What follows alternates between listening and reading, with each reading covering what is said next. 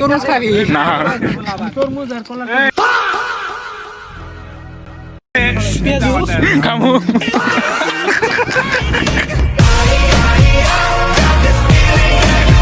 অনেকদিন পর স্কুলের বন্ধুদের সাথে দেখা এবং সবাই মিলে ইফতার করলাম ইন্ডিয়া বর্ডারে। তো চলুন শুরু করা যাক আজকের ভিডিও। প্রথমে আমাদের এলাকা থেকে আমরা চারজন, আমি, মুজাহিদ, শাহিন আর স্বাধীন একসাথে হয়ে আমাদের 4 রাস্তা মোড়ে। এরপর আমরা অটো নিয়ে পাথরচর ব্রিজের দিকে রওনা দিই, যেখানে সবাই একসাথে হওয়ার কথা। ব্রিজে গিয়ে দেখি সবাই প্রায় আগে থেকে এসে গেছে। অনেকদিন পর দেখা, তাই সবার সাথে কিছুক্ষণ আড্ডা ও গল্প করা হলো। তবে কিছুজন তাদের ব্যক্তিগত সমস্যার কারণে আসতে পারেনি। এরপর টাকা নিয়ে কয়েকজন বাজার করতে চলে যায় আর আমরা বর্ডারের দিকে হাঁটা শুরু করি। হাঁটতে হাঁটতে আমরা পৌঁছে যাই টঙ্গে, যেটা বিজিবিরা নজরদারি করার জন্য বানিয়েছে। এরপর আমরা বসে এখানে আড্ডা দিতে থাকি এবং ওদের জন্য করতে থাকি। ওরা আসার পরে আমরা সবাই মিলে হাঁটা শুরু করি বর্ডারের দিকে। আমার কাছে দেওয়া হয় পলিথিন, যেটা নিয়ে হাঁটতে আমার অনেক কষ্ট হচ্ছিল, কারণ পলিথিনটা অনেকবার। এরপর হাঁটতে হাঁটতে আমরা চলে আসি জোড়ার কাছে। তারপর সবাই মিলে জোড়া পার হয়ে গেলেও আমার একটু পার হতে সমস্যা হচ্ছিল। তখন আমার গুরু মুরাদ আমাকে ঘাড়ে করে পার করে দেয়, আমাকে অনেক ইজিলি তার ঘাড়ে তুলে ফেলে। তখন আমি বলি, তাহলে একবার ভেবে দেখ, যখন আমার বিয়েতে পাস করে নিবি তাহলে তো আর বেশি আর কষ্ট হবে না। আসলে কি আমি বিয়েটা করতে পারবো এই জীবনে? এরপর আমরা পাহাড়ের কাছে গিয়ে দ্রুত সব প্রস্তুতি নিতে শুরু করি, কারণ সময় কম ছিল। তবে আজ আমি একটু চুপচাপ ছিলাম, কারণ আমার মনটা ভালো ছিল না, ফোন নষ্ট তাই। এদিকে তানবীর আর মুরাদ সহ কয়েকজন মিলে ইফতারের সব প্রস্তুতি সম্পূর্ণ করে ফেলে।